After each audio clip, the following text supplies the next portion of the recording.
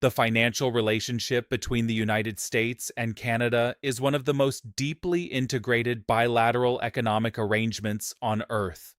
And over the past year, it has been placed under a level of deliberate, sustained stress that has forced serious analysts, not YouTube commentators, but central bank economists, Treasury officials, and institutional investors to ask questions about financial leverage, dollar dependency, and the limits of economic coercion between allied nations that most people assumed would never need to be asked. The fictional version of this story involves executive orders, frozen bank accounts, and 7-word press conferences. The real version is more complex, less cinematic, and in many respects, more consequential. Let's start with the actual numbers, because the scale of financial integration between these two countries is genuinely remarkable and is not fully appreciated even by people who follow this story closely. As of December 2024, Canadian investors held $2.71 trillion in US corporate stocks, Treasury securities, and bonds. That figure breaks down to roughly $1.96 trillion in US corporate equities, $514 billion in Treasury and agency bonds, and $234 billion in corporate and other bonds. By comparison, U.S. investors held $914 billion in Canadian stocks, Treasury securities, and bonds, meaning Canada was a net lender to the United States to the tune of $1.8 trillion in financial assets. Canada lending America nearly $2 trillion in net financial investment is not a fact that fits neatly into the political narrative of a powerful country bullying a weaker one. It describes something more accurately characterized as mutual financial dependency operating at an enormous scale. Canadian entities, including the Government of Canada, the Bank of Canada, and Canadian financial institutions, held approximately $446 billion in U.S. Treasury securities as of February 2026, up from $395 billion in January, reflecting normal fluctuations in institutional portfolio management. That figure has been the subject of significant misinformation. Viral claims that Canada was offloading $400 billion in U.S. bonds were investigated and debunked by the Canadian press, which found that the reported month-to-month changes in headline figures reflect valuation effects, routine issuance of U.S. dollar-denominated Canadian bonds, and normal net buying and selling activity, not any deliberate, politically motivated liquidation campaign. The Finance Department confirmed this. The movements in the data are real. The dramatic interpretation attached to them is not. TD Economics documented that Canada remained a net lender to the United States for the 9th consecutive year in 2025, with financial flows tracking approximately 8% of Canada's GDP into the American market. Portfolio investment accounted for nearly all Canadian net new flows into the U.S., split roughly evenly across cash, bonds, and equities. The one area where genuine cracks emerged was direct investment. Cross-border FDI slowed meaningfully in 2025, reflecting how trade uncertainty weighs on the long-term, productivity-enhancing investment decisions that are harder to reverse than portfolio rebalancing. That slowing of direct investment is worth understanding properly because it is where the real financial damage from the trade war is concentrated. A portfolio manager can sell a treasury bond in minutes. A manufacturer deciding not to build a plant, or an energy company deciding not to extend a pipeline contract, is making a decision that takes years to reverse and affects employment, supply chain architecture, and community economic health in ways that cannot be quickly recalibrated. The financial story of the Canada-US trade war is not primarily about bond markets. It is about the quiet, grinding erosion of the investment relationship that makes the two economies function as an integrated system. Now let's examine the question of U.S. financial leverage over Canada, because it is real, significant, and operates through channels worth understanding clearly. The U.S. dollar is the dominant currency in global trade settlement. The dollar accounted for 58% of disclosed global official foreign reserves in 2024, far ahead of the euro at 20%, the yen at 6%, and the British pound at 5%.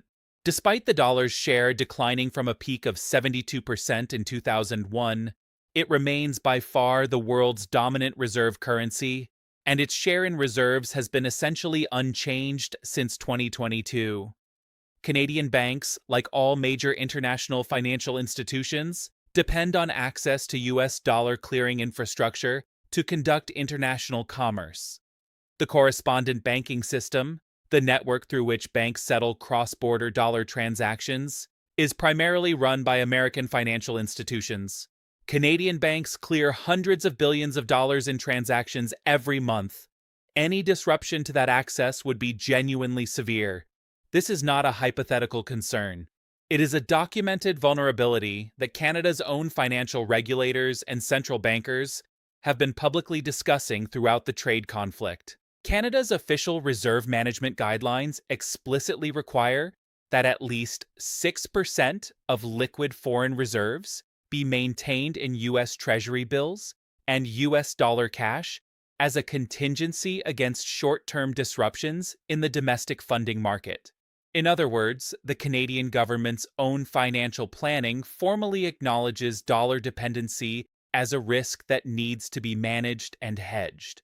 The question of whether Canada could operate its financial system without dollar access is not an academic one.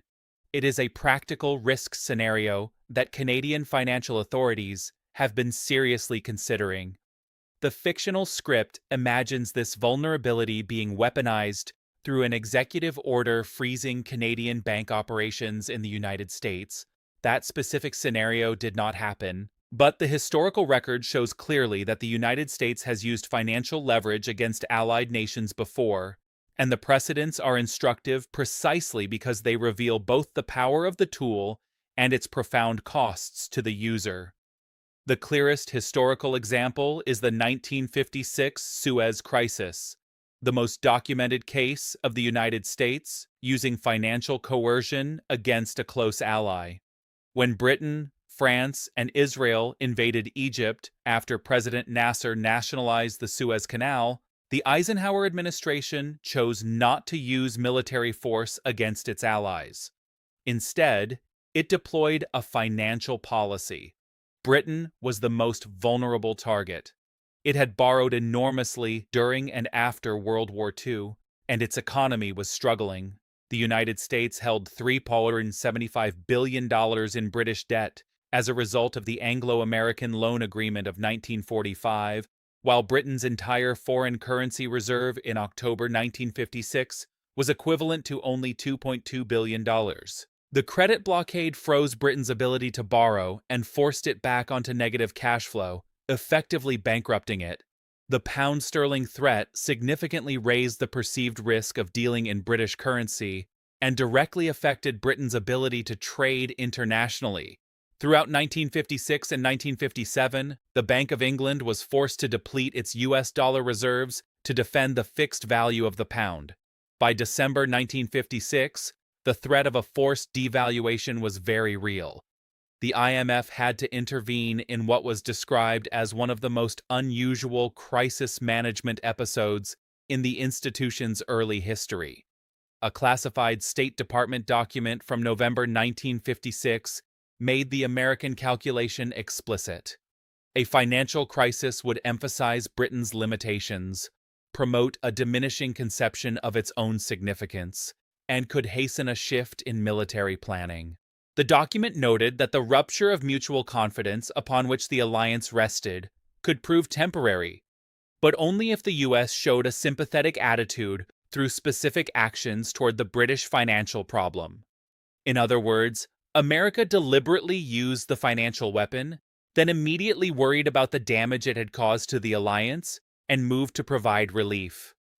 The pattern is important. Financial coercion between allies creates leverage, but also the kind of institutional damage that is not repaired quickly or cheaply. The Suez lesson is directly relevant to the current moment because it illustrates something that the fictional Canada-US scenarios consistently exaggerate in one direction while missing entirely in another. The exaggeration is the speed and drama of the response. Carney at a podium. 7 words.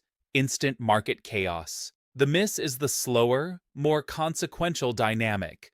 That using financial infrastructure as a weapon against an allied nation does not just create short-term economic pain. It permanently changes the strategic calculus of that nation and sends a signal to every other country watching about the reliability of the financial system as neutral infrastructure. That signal effect is where the real contemporary story lives.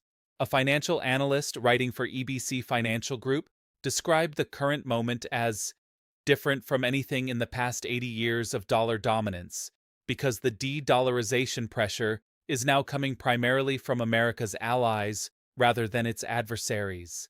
These are not the actions of enemies, the analyst wrote. They are the actions of allies and partners who have watched the United States weaponize the dollar-based financial system and have quietly concluded they need to reduce their exposure to it. That shift, driven by allies rather than adversaries, is what makes the current moment different. One concrete manifestation of this shift, France quietly repatriated all 129 tons of its gold held at the Federal Reserve Bank of New York between July 2025 and January 2026, replacing it with updated bullion stored in Paris. The governor of the Bank of France stated the decision was not politically motivated. The last time France repatriated gold from American vaults was quietly between 1963 and 1966, when it feared that mounting U.S. debt would result in a devaluation of the dollar against gold, which it ultimately did. History rhyming precisely enough to be uncomfortable.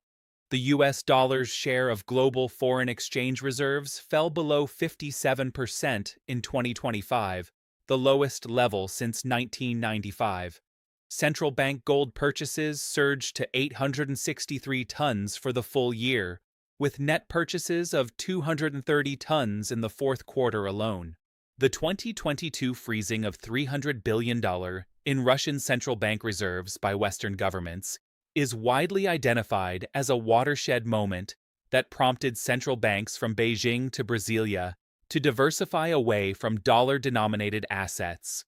The Federal Reserve's own 2025 analysis of the dollar's international role noted that, despite the decline from the 72% peak in 2001, the dollar's share of reserves had been basically unchanged since 2022, suggesting that U.S. sanctions on Russia following the invasion of Ukraine had not yet caused a notable reallocation out of dollars in official reserves. That measured assessment from the Fed itself is the honest counterweight to the more alarming de-dollarization narratives. The dollar is not being abandoned. Its structural dominance rests on depth, liquidity, and institutional backing that no competing currency currently matches. There is no alternative, one analyst put it bluntly. All other currencies are nowhere near an environment to replace the dollar. China comprises a 3% share of global central bank reserves, and there's no way it gets to 50% anytime soon, especially with capital markets closed. The honest analytical conclusion is that the de-dollarization threat is both overstated and underestimated simultaneously. Overstated because the structural dominance of the dollar will not disappear overnight. Underestimated because the slow erosion of trust, the perception that access to the dollar is contingent on Washington's favor, could push countries to build parallel systems over time. The danger is not a collapse. It is a gradual drift. And the policy challenge is one of calibration. Use sanctions too sparingly, and they lose credibility as a deterrent. Use them too broadly, and they erode the very confidence that sustains dollar supremacy. The dollar index fell almost 10% through 2025 in what investors described as a sell America trade driven by Federal Reserve interest rate cuts, a fiscal credibility shock from tariff policy uncertainty, and reduced confidence in dollar-denominated assets. It recovered somewhat after the Iran conflict began in February 2026, strengthening against major currencies as oil prices rose, before weakening again as hopes of a peace settlement brought crude prices back down. For Canada specifically, the financial leverage question runs in two directions simultaneously, and the fictional version consistently gets only one of them. Yes, Canada depends on dollar clearing infrastructure and US financial market access in ways that create genuine vulnerability. A disruption to cross-border trade flows could reduce Canadian investment in US stocks and bonds, put downward pressure on US financial asset prices, and create volatility in both markets. But the United States also depends on Canadian energy, manufacturing inputs, and financial flows, including the $2.71 trillion in net Canadian investment in American assets, in ways that create reciprocal vulnerability. This is not the relationship of a financial superpower and a dependent satellite. It is the relationship of two deeply integrated economies that have built mutual exposure over decades and cannot cleanly separate without damaging both sides.